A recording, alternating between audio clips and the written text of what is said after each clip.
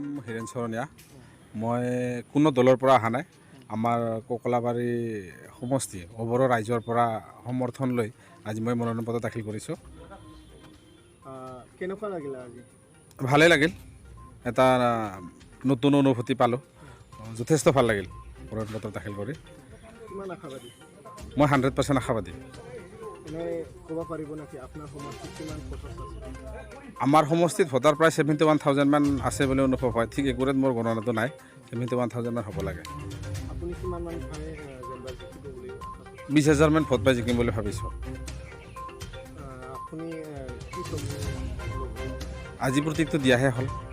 Torch light দিছোঁ, তাৰ লগতে টেম্পু দিছোঁ আৰু জাহাজ দিছোঁ, পানী জাহাজ। 3টা প্ৰতীক দিয়া হৈছে। তাৰে কোনটো দিয়ে এতিয়া বিষয়াবিলাকে ঠিক কৰিব, তাৰপিছতহে হ'ব। 8 তাৰিখ দিনা যে নিৰ্বাচন হ'ব, আপুনি সমষ্টিবাসী ৰাইজক কি আহ্বান জনাব?